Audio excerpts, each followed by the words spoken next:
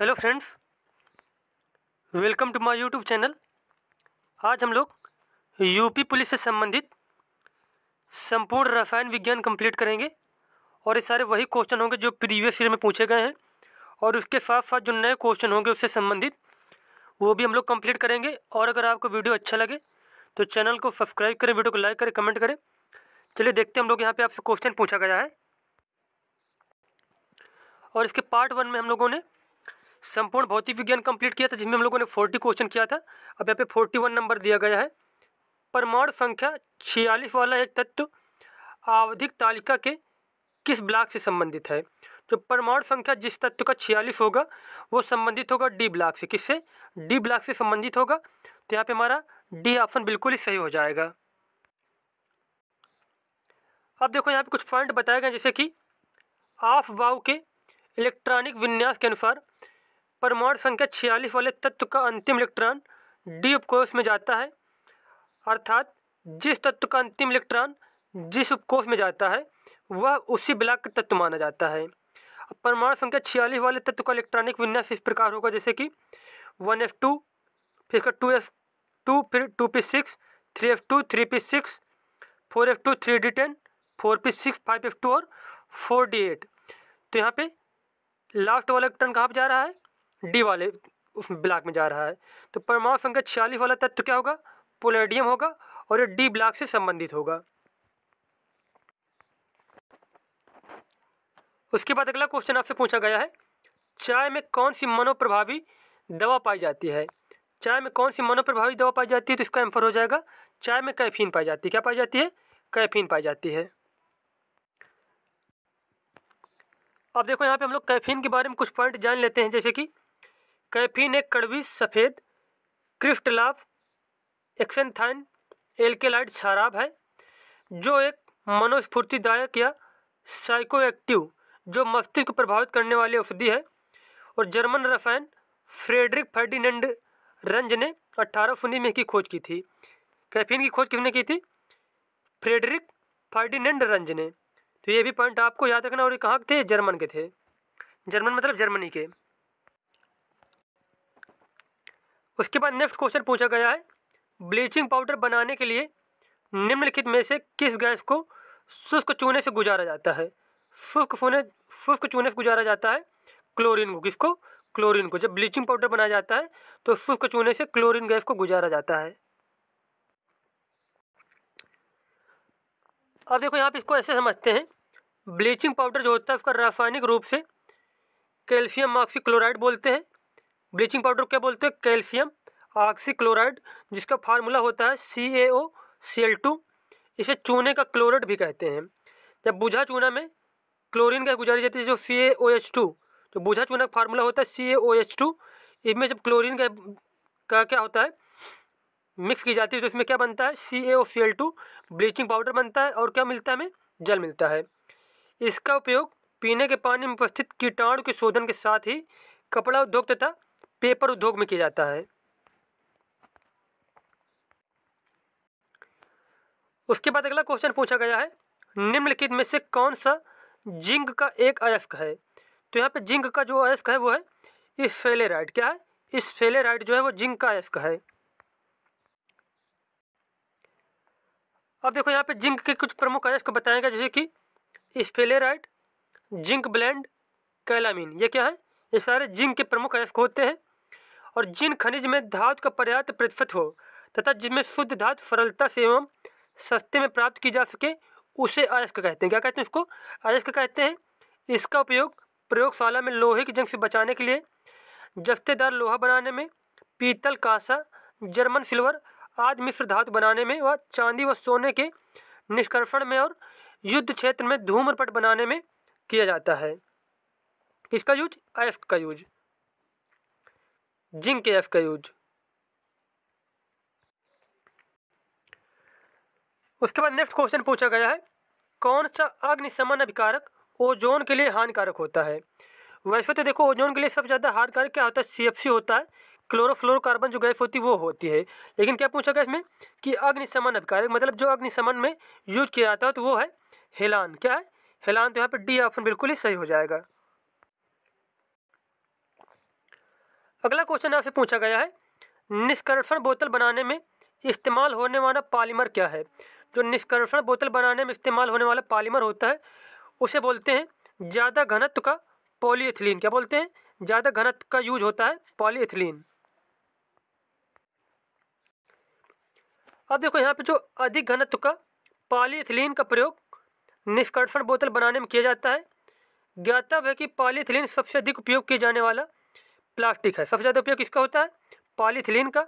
इसका मुख्य उपयोग पैकेजिंग, प्लास्टिक के थैले, प्लास्टिक फिल्म रील, बोतल एवं अन्य पात्र बनाने में होता है।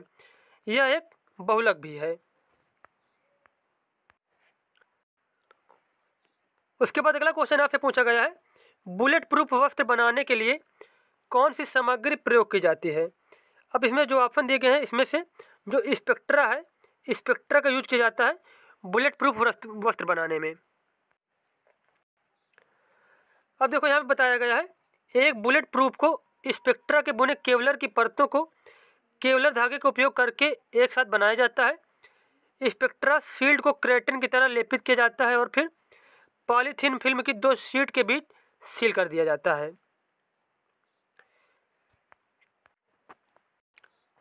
उसके बाद नेक्स्ट क्वेश्चन पूछा गया है, रदरफोर्ड द्वारा किस प्रयोग ने नाभिक के अस्तित्व को साबित कर दिया था। तो रदरफोर्ड का जो गोल्ड फॉइल प्रयोग था, गोल्ड फॉइल प्रयोग वह नाभिक के अस्तित्व को क्या किया था? साबित कर दिया था। तो यहाँ पे डी ऑप्शन बिल्कुल ही सही हो जाएगा। और अगला क्वेश्चन पूछा गया है, इनमें से कौन से कृत्रिम कीटनाशक नहीं है।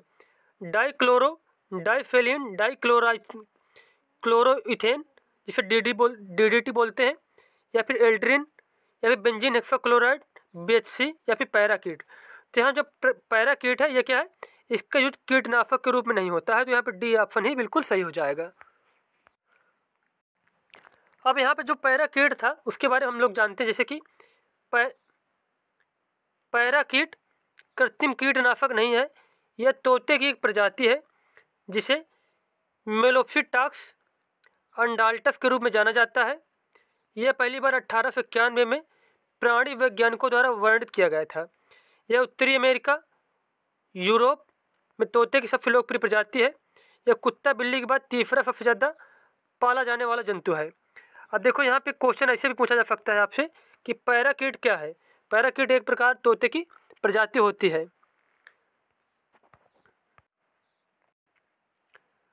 उसके बाद अगला क्वेश्चन पूछा गया है, उच्च शुद्धता का जर्मेनियम किसके द्वारा प्राप्त किया जाता है। जो उच्च शुद्धता का जर्मेनियम है उसको प्राप्त किया जाता है क्षेत्र परिशोधन के द्वारा। तो यहाँ पे बी ऑप्शन बिल्कुल ही सही हो जाएगा। अब देखो यहाँ पे बताया गया है, उच्च शुद्धता का जर्मेनियम क्षेत्र परिशोधन द्वारा प्राप्त किया जाता है। यह तत्व बड़ी अल्प मात्रा में पृथ्वी पर पाया जाता है। साधारणतः यह जस्ते के खनिजों से मिलता है, जस्ते के खनिजों से मिला होता है। खनिजों को जलाने पर जो राख बच जाती है उसमें 0.25% जर्मेनियम ऑक्साइड रहता है। इसे टेट्राक्लोराइड के प्रभाजक आसवन विधि से पृथक कर लिया जाता है। इसका उपयोग अर्धचालकता क्षेत्र में फोटो इलेक्ट्रिक सेल व सोलर सेल में तेजी से किया जा रहा है। किसका? जर्मेनियम का। जर्मेनियम का यूज अर्धचालकता में, फोटो इलेक्ट्रिक सेल में और सोलर सेल में बहुत ज़्यादा किया जा रहा है। अगला क्वेश्चन आपसे पूछा गया है, निम्नलिखित में से कौन सा तत्व एक अधातु है जो कक्षीय तापमान पर द्रव अवस्था में रहता है। एक अधातु भी है और कक्षीय तापमान पर द्रव अवस्था में रहता है, वो है ब्रोमीन। क्या है? ब्रोमीन। ब्रोमीन एक अधात्विक तत्व है जो कक्षीय तापमान पर द्रव अवस्था में रहता है, जबकि मरकरी क्या है? पारा एक रासायनिक चिन्ह तथा परमाणु क्रमांक 80 है, जिसका रासायनिक चिन्ह क्या होता है? Hg होता है। परमाणु क्रमांक 80 है। पारा क्या धात्विक तत्व है जो कि कक्षीय तापमान पर द्रव अवस्था में रहता है। अब देखो यहाँ पे कितना कन्फ्यूजन वाला क्वेश्चन है कि ब्रोमीन क्या है? अधात्विक तत्व है और ये भी क्या रहता है? द्रव अवस्था में रहता है। और पारा जो है ये मरकरी बोलते हैं, ये क्या है? ये धात्विक तत्व है और ये क्या है? ये भी द्रव अवस्था में रहता है। तो दोनों पॉइंट आपको यहाँ पे याद रखने हैं। उसके बाद पूछा गया आपसे, निम्नलिखित में से किस तत्व की परमाणु त्रिज्या सबसे छोटी होती है। जो सबसे छोटी परमाणु त्रिज्या होगी वो हो जाएगी क्लोरीन की। किसकी? क्लोरीन की। उसके बाद क्वेश्चन आपसे पूछा गया है CH3 COO CH2 CH3 का सूत्र है, मतलब ये सूत्र किसका है? यह सूत्र है एथिल एथनोएट का। किसका? एथिल एथनोएट का। अब देखो यहाँ पे कुछ इंपॉर्टेंट पॉइंट बताए गए, जैसे कि किसी तत्व के नाम को संक्षिप्त रूप में व्यक्त करने के लिए प्रयुक्त अक्षर या समूह को रासायनिक संकेत कहते हैं। इसकी खोज 1811 में जर्मन वैज्ञानिक बर्जीलियम ने की थी। अब प्रोपेनोइक जो अम्ल होता है उसका फार्मूला होता है CH3 CH2 COOH। एथिल एथनोएट का होता है CH3 COO CH2 CH3। और ब्यूटानोइक अम्ल जो होता है उसका फार्मूला होता है CH3 CH2 COOH। और मेथनोइक अम्ल का फार्मूला होता है HCOOH। तो ये भी आपको सारे याद रखने हैं। अगला क्वेश्चन पूछा गया है मिश्र धातु गुलाब सोने में सोने के अलावा अन्य कौन सा धातु शामिल है? गुलाब सोने में सोने के अलावा कौन सा धातु होता है? वो होता है तांबा। कौन सा? तांबा। अब देखो यहाँ पे गुलाब सोना के बारे में,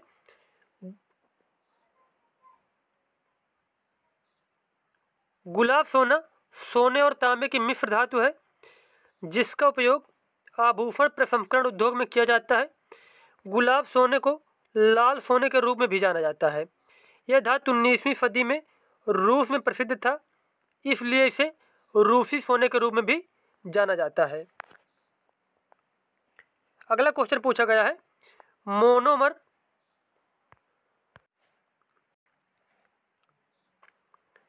मोनोमर कैप्रोलैक्टस का किस बहुलक को प्राप्त करने के लिए बहुलीकरण किया जाता है? जो यहाँ पे मोनोमर कैप्रोलैक्टम है इसका उपयोग किया जाता है नायलॉन सिस का बहुलक प्राप्त करने में। नायलॉन सिस का बहुलक प्राप्त करने में। उसके बाद क्वेश्चन आपसे पूछा गया है CaSO4 2H2O का रासायनिक सूत्र है। यह किसका रासायनिक सूत्र है? यह है जिप्सम का। किसका? जिप्सम का। अब देखो यहाँ पे CaSO4 2H2 जिप्सम का रासायनिक सूत्र है। जिप्सम एक तहदार खनिज है जिसे सेलेनाइट भी कहते हैं। रासायनिक संरचना की दृष्टि से यह कैल्शियम का सल्फेट है जिसमें जल के भी 2 अणु रहते हैं। अब देखो यहाँ पे अगर पूछ लिया जाए कि सेलेनाइट किसको कहते हैं तो आंसर हो जाएगा जिप्सम का। या फिर पूछ लिया जाए कि तहदार खनिज कौन सा होता है तो बताएंगे जिप्सम। उसके बाद आपसे पूछा गया है गैल्वेनाइजेशन का मतलब इस्पात को की पतली परत के साथ आवरण करना है। तो गैल्वेनाइजेशन का मतलब होता है जस्ता की परत के साथ आवरण करना। मतलब लोहे में जो जस्ते की परत चढ़ाई जाती है उसको जंग से बचाने के लिए उसे बोला जाता है गैल्वेनाइजेशन। तो बी ऑप्शन यहाँ पे बिल्कुल ही सही हो जाएगा।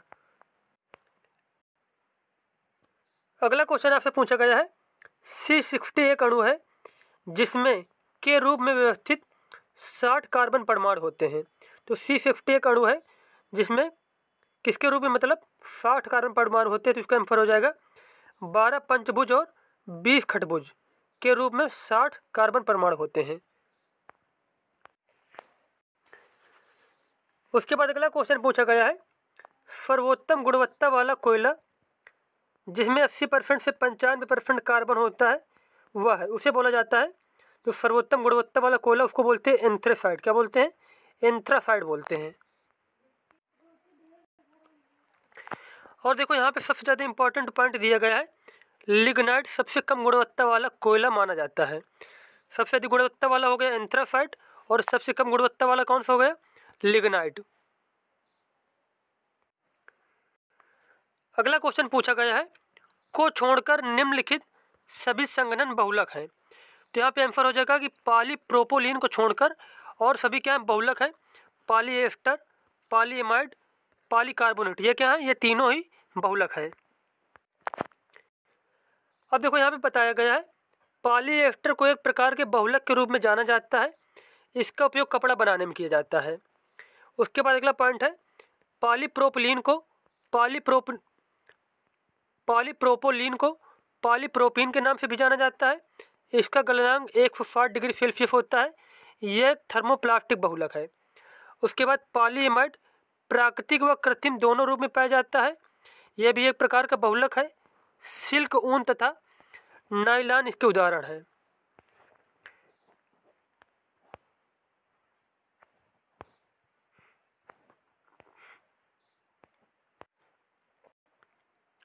उसके बाद अगला दिया गया है पॉलीकार्बोनेट एक थर्मोप्लास्टिक पॉलीमर का एक समूह है। इसका उपयोग इंजीनियरिंग उद्योग में किया जाता है। पॉलीकार्बोनेट का उपयोग कहाँ किया जाता है? इंजीनियरिंग उद्योग में।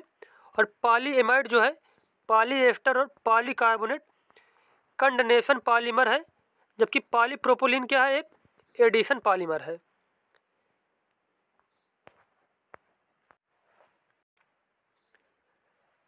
अगला क्वेश्चन आपसे पूछा गया है भारत में निम्नलिखित में से किस रेडियोधर्मी धातु का विश्व का सबसे बड़ा भंडार मौजूद है? तो भारत में सबसे ज्यादा रेडियोधर्मी जो धातु पाई जाती है उसका नाम है थोरियम। क्या है? थोरियम। अब देखो यहाँ पे जो थोरियम धातु की खोज है 1828 में बर्जीलियस ने थ्योराइट अयस्क से की थी। और इसका महत्वपूर्ण अयस्क जो प्रेजेंट टाइम में है वो है मोनाजाइट। क्या है? मोनाजाइट सबसे ज़्यादा महत्वपूर्ण अयस्क है और ये भारत के केरल राज्य में सबसे ज़्यादा पाया जाता है। कहाँ पे? केरल में।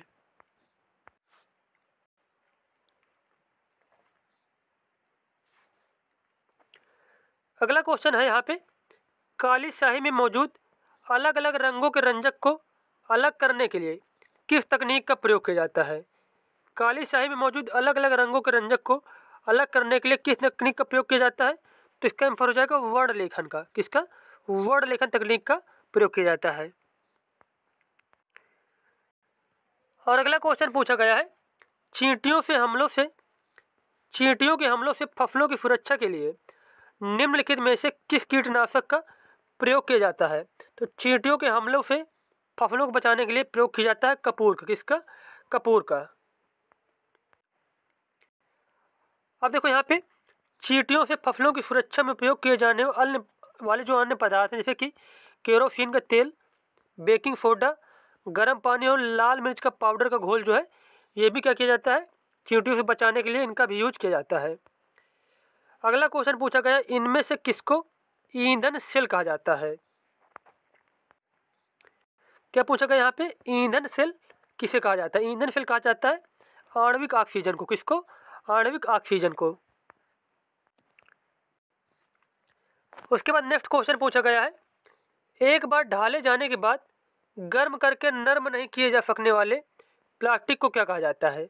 इस प्रकार के प्लास्टिक को कहा जाता है थर्मोसेटिंग प्लास्टिक। क्या बोलते हैं? Thermosetting plastic.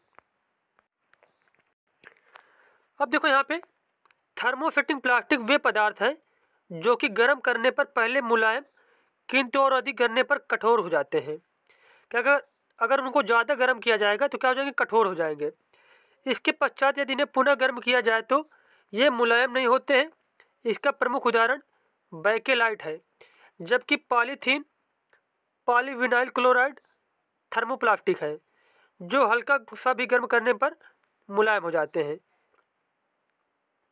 Polyvinyl chloride thermoplastic और पॉलीथीन भी क्या है? एक थर्मोप्लास्टिक है। उसके बाद पूछा गया निष्क्रिय गैस नहीं है। इन ऑप्शन में जो निष्क्रिय गैस नहीं वो है क्लोरीन। क्लोरीन क्या है? निष्क्रिय गैस नहीं, जबकि क्रिप्टॉन, जेनॉन और आर्गन ये तीनों क्या है? निष्क्रिय गैस है। अब देखो यहाँ पे कुछ इंपॉर्टेंट पॉइंट दिए गए हैं जैसे कि क्लोरीन एक सक्रिय गैस है जिसका परमाणु क्रमांक 17 है। शून्य वर्ग के तत्वों हीलियम, नियान, आर्गन, क्रिप्टॉन, जेनान तथा रेडॉन को निष्क्रिय गैस या अक्रिय गैस कहा जाता है। इन गैसों की प्राप्ति दुर्लभ होती है जिसके कारण इन्हें दुर्लभ गैस भी कहा जाता है। उसके बाद वेरी इंपॉर्टेंट पॉइंट यहाँ पे बताया गया रेडॉन गैस को छोड़कर शेष सभी अक्रिय गैसें वायुमंडल में पाई जाती हैं।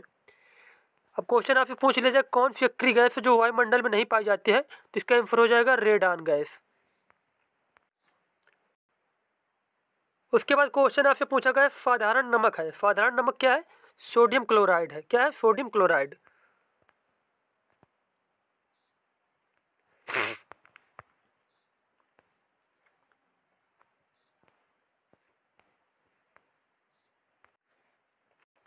अब जो साधारण नमक होता है उसका रासायनिक नाम क्या है? सोडियम क्लोराइड होता है। फार्मूला NaCl है। समुद्री जल साधारण नमक की प्राप्ति का महत्वपूर्ण स्रोत है। साधारण नमक सबसे ज़्यादा कहाँ मिलता है? समुद्री जल से मिलता है। उसके बाद गैस एजेंसियों द्वारा सिलेंडरों में भरकर दी जाने वाली कुकिंग गैस है। क्या कुकिंग गैस क्या होती है? द्रव गैस, ठोस या फिर एक घोल। तो इसका आंसर हो जाएगा क्या है? द्रव्य है एक प्रकार का। अब देखो हम जो हमारा क्या होता है, LPG सिलेंडर होता है जिसमें लिक्विड पेट्रोलियम गैस फार्मूला होता है जिसका LPG का। अब इसमें प्रोपेन व ब्यूटेन का मिश्रण होता है। कौन कौन सी गैस भरी होती है? प्रोपेन व ब्यूटेन, और कुछ मात्रा में इसमें मरकैप्टन या फिर मिथाइल मरकैप्टन मिला दी जाती है। क्या? किनके रिसाव होने पर इनमें जो दुर्गंध आती है वो आती है मरकैप्टन और मिथाइल मरकैप्टन के कारण, जिससे मतलब पता चल सके क्या है, सिलेंडर लीकेज तो नहीं है। उसके बाद क्वेश्चन पूछा गया आपसे, अल्फ्रेड नोबेल ने किसका आविष्कार किया था? अल्फ्रेड नोबेल ने आविष्कार किया था डायनामाइट का। किसका? डायनामाइट का। अल्फ्रेड नोबेल स्वीडन के वैज्ञानिक थे। इन्होंने 1967 ईस्वी में डायनामाइट की खोज की। नोबेल पुरस्कार की स्थापना इन्होंने ही की थी। किसने किया था? अल्फ्रेड नोबेल ने। और किस देश के थे? स्वीडन के थे। और डायनामाइट की खोज की थी 1967 में। उसके बाद क्वेश्चन आपसे पूछा गया है, निम्नलिखित में कौन बायोडीजल पौधा है? बायोडीजल पौधा है उसे बोलते हैं रतन जोत या फिर जेट्रोफा। क्या बोलते हैं? जेट्रोफा या फिर उसे बोलते हैं रतन जोत। यहाँ पे तो बी ऑप्शन बिल्कुल ही सही हो जाएगा। उसके बाद क्वेश्चन पूछा गया है, प्रकाश रासायनिक धूम कोहरे में हमेशा होता है। जो प्रकाश रासायनिक धूम कोहरा होता है उसमें हमेशा क्या होता है? उसमें हमेशा ओजोन होता है। क्या हो? ओजोन। अब देखो यहाँ पे बताया गया है, प्रकाश रासायनिक स्मोग अर्थात नाइट्रोजन ऑक्साइड सूर्य के प्रकाश की उपस्थिति में पारस्परिक क्रिया कर नाइट्रोजन डाइऑक्साइड, ओजोन तथा पैराटिफल एस्टाइड नाइट्रेट उत्पादित करते हैं, जिन्हें सामूहिक रूप से प्रकाशिक रासायनिक स्मोग कहा जाता है। उसके बाद क्वेश्चन आपसे पूछा गया है, पीतल इनकी मिश्र धातु है। किसकी मिश्र धातु है? पीतल। पीतल मिश्र धातु तांबा और जस्ता की। किसकी? तांबा और जस्ता की। अब देखो यहाँ पे बताया है, पीतल एक मिश्रित धातु है जिसमें तांबा और जस्ता होता है। पीतल में तांबा 60 से 62% तथा जस्ता 40 से 38% तक रहता है। पीतल का प्रयोग बर्तन, मूर्ति, मंदिर के घंटे आदि बनाने में किया जाता है। उसके बाद क्वेश्चन आपसे पूछा गया, सोडियम को किस में रखते हैं? सोडियम को किस में रखते हैं? इसका आंसर हो जाएगा मिट्टी के तेल में। किसमें? मिट्टी के तेल में। और यहाँ पे वेरी इंपॉर्टेंट पॉइंट एक दिया गया है, देखो कि सोडियम जो है चांदी के समान सफ़ेद धातु होती है और जिसे चाकू से आसानी से काटा जा सकता है। चाकू से इसको आसानी से काटा जा सकता है। उसके बाद क्वेश्चन आपसे पूछा गया है, फलों को पकाने के लिए कौन सी गैस प्रयुक्त की जाती है? फलों को पकाने के लिए जो गैस यूज की जाती है उसको बोलते हैं एथिलीन। क्या बोलते हैं? एथिलीन बोलते हैं। अगला क्वेश्चन पूछा गया है, सोने के साथ कौन सी धातु मिलाई जाती है? सोने के साथ मिलाई जाने वाली धातु कहते हैं तांबा। क्या कहते हैं? तांबा कहते हैं। अब देखो यहाँ पे बताया गया है, सोना एक कोमल आघातवर्ध तन्य चमकदार पीले रंग की धातु है। सोना प्रकृति में स्वतंत्र अवस्था में पाई जाती है। रंग तथा गुण में समानता होने के कारण कॉपर को सोने के साथ मिश्रण किया जाता है। शुद्ध सोने की शुद्धता 24 कैरेट होती है।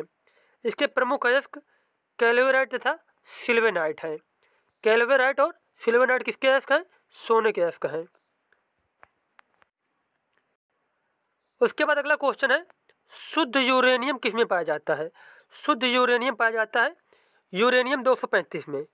यूरेनियम 235 में शुद्ध यूरेनियम पाया जाता है। उसके बाद देखो यहाँ पे बताया गया है, यूरेनियम तत्व की खोज 1789 में क्लाप्रोथ ने पिच ब्लेंड नामक अयस्क से किया था। शुद्ध यूरेनियम 235 में पाया जाता है। उसके बाद क्वेश्चन पूछा गया है, कुएं का पानी शुद्ध करने के लिए गैस प्रयुक्त की जाती है। इसका आंसर हो जाएगा क्लोरीन गैस। कौन सी गैस? Chlorine gas. तो यहाँ पे जितने भी क्वेश्चन दिए गए थे रसायन विज्ञान के वो सारे कंप्लीट हो गए। मिलते हैं नेक्स्ट वीडियो में। धन्यवाद।